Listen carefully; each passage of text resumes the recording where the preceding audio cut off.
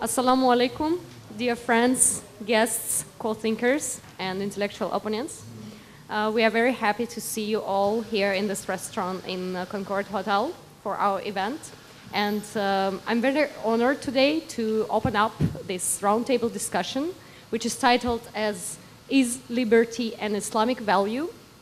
This discussion today is co-organized by 3 organizations, which are the Islamic Renaissance Front, the Nottingham University, Malaysia, and G25. And I would like to pass warm regards to you all, to all of you from the chairman of the Islamic Renaissance Front, Dato Ahmad Farouk Musa, who unfortunately apparently overworked on previous days and couldn't be here with us, but he sends his regards. So we have a panel of speakers today, but I will not take the bread from the moderator, who will later on introduce them to you. It's a very big temptation for me to give you a little introductory speech on the nature of liberty and its place in Islam. But thankfully, we are having Dato Ridwan Kushairi here, who is having his own welcoming speech for today's events. So without further ado, I would like to pass the microphone to him. Dato Ridwan Kushairi, please. Good afternoon. I know it's always very difficult to come on a nice Sunday that everyone prefers to stay at home or do something else more interesting. Well, Assalamu alaikum to our esteemed guest, Dr. Nader Hashemi, who's brave enough to come here after what happened to Mustafa Yul, Dr. Chandra Muzaffar, my friend Zainah Anwar, Emeritus Professor Clive, Kessler, friends, colleagues, ladies and gentlemen. We are here today to discuss on a very controversial issue of liberty in Islam. This particular issue has created so much debate and controversies in the past, and the religious authorities hate it, and definitely it remains a controversial topic today. To me, the words of the Quran and Hadith contain rich resources for supporting the democratic order. If Muslims are to embrace modernity, including life in a pluralistic, democratic society, without abandoning their faith, they must take up the argument for religious liberty that is embedded in their history, that stands at the center of their most sacred texts. Although the broad thrust of the Quran and Hadith supports religious liberty, many of these texts can be, and traditionally have been, interpreted as denying it. One example is a Quranic verse that deals with the question of the jizya, a tax on non-Muslims. The Prophet reportedly sometimes demands the death penalty for apostasy. The most obvious example of this being the hadith, whoever changes his religion, kill him. Bukhari. These problematic texts are outweighed by the bulk of the texts and instruction provided by the 2 important authorities in Islam, the Quran and the Prophet Muhammad's actual practice. Both are remarkably supportive of the idea of individual and personal religious liberty. The bedrock of the Islamic case for religious liberty is the Quranic vision of the human person. The Quran's anthropology, which is shared by Christianity and Judaism, views every human being as a creation of God, blessed with intellect and free will. God created humans in the best of mold, and doing so honored humanity and conferred on it special favors. The Quran emphasizes that human beings have inherent worth and dignity. Further, it holds that God gave humankind the intellect and ability to discern between right and wrong. The Quran emphasizes free choice. The truth has now come from your sustainer. Let then him who wills believe in it and let him who wills reject it, it says. And also, whoever chooses to follow the right path follows it, but for his own good. And whoever goes astray, goes but astray to his own hurt. Resoundingly, the Quran declares that there shall be no coercion in matters of faith. Faith is an individual choice, or rather it is a choice involving the individual and God, and not a state matter. Unfortunately, many Muslim majority countries have failed to follow the Prophet's example. Muslims in these states face penalties for blasphemy, hearsay, and most famously, apostasy. Many minority sects within Islam, especially, face restrictions on the public practice of religion and strict limits on the building or renovation of their houses. The government monitors their religious activities, raids private functions, and sometimes harasses or imprisons Muslims simply for not abiding to the state's interpretation of Islam.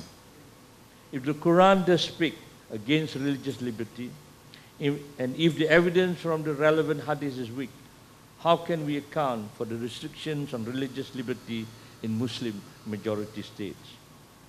Most of these restrictions can be traced back to classical Islamic law. The classical legal texts from each of the surviving schools of Islamic law provide a range of restrictions on the religious liberty of both Muslims and Muslims alike.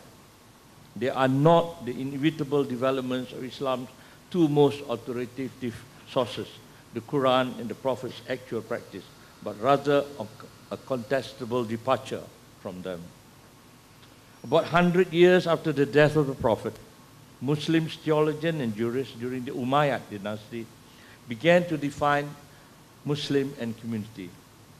Discussions of relations between Muslims and non-Muslims and of Islam's superiority over other religions were intertwined with theoretical debates over matters such as free will, predestination, and the nature of God. These debates produced a wide range of positions and schools of thought. It was within this context of religious pluralism and conflict that Muslims had to deal with the problems of religious liberty.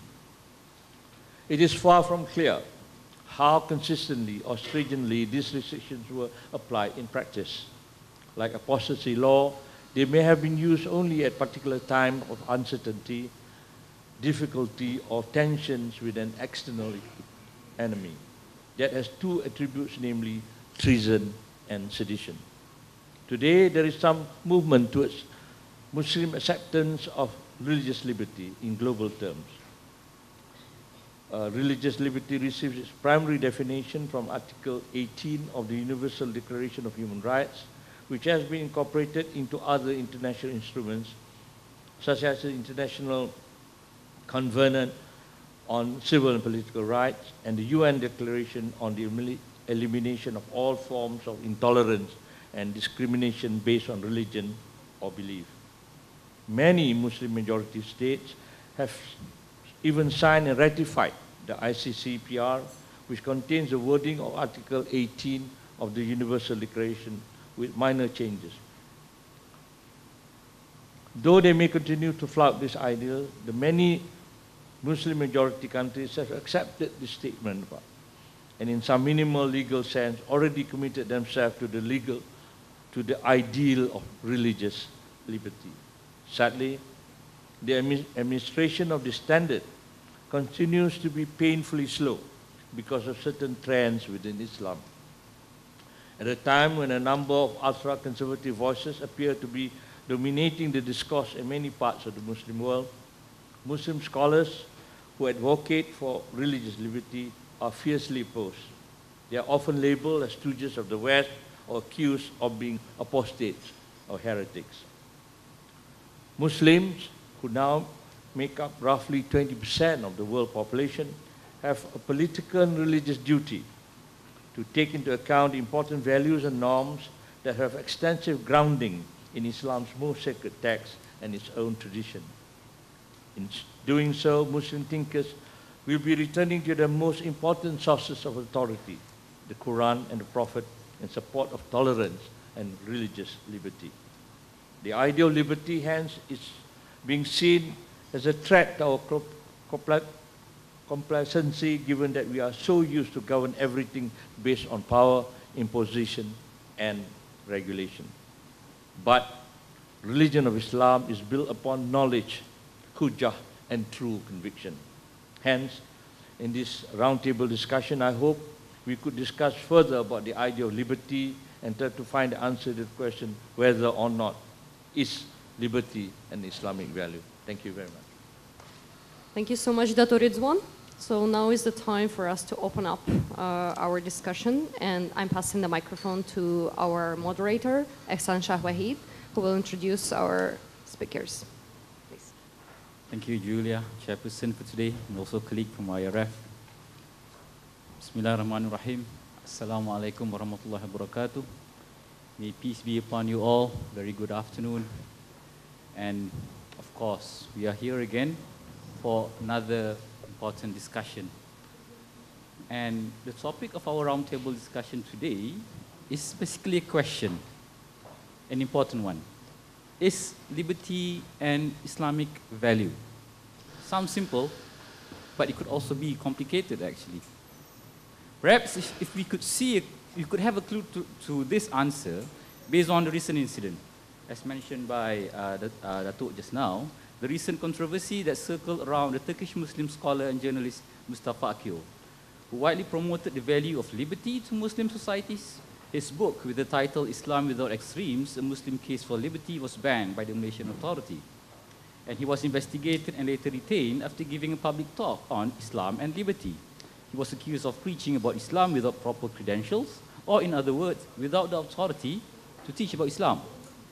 So based on such incidents, it seems that the answer to our question today, at least in the context of Malaysia, a country in which its leaders and authorities usually claim proudly to be Islamic, is rather obvious.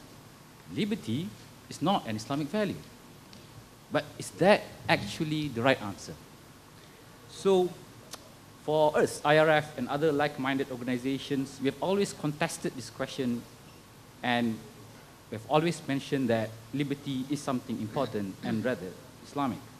Not only that, we see the importance of liberty, we have also strongly condemned the curtailment of religious and intellectual freedoms and thought policy. And in many other incidents in recent times, we are gravely concerned with trends of increasing authoritarianism, threatening individual liberties and democracy in the country, frequently justified wrongly in the name of Islam and used as an excuse in the protection of Islamic values. Thus, we would like to discuss this topic again with perhaps different and alternative or enriching perspective. So, I would like to introduce our speakers today. In fact, I would like to start by our guest speaker, Professor Nader Hashemi. This is actually the third talk that he's going to give today. Professor Nader Hashemi, he's brought up in Toronto, in Canada. He's the professor and also the director of the Center for Middle East Studies at the University of Denver. He obtained his PhD from University of Toronto, and he's also conducted other research in several institutions, including at Harvard and also the UCLA. And he's also the author of the book, Islam, Secularism, and Liberal Democracy, was also already translated by IRF sometime last year. So without further delay, I would like to invite Professor Nader Hashemi to deliver his talk. Thank you.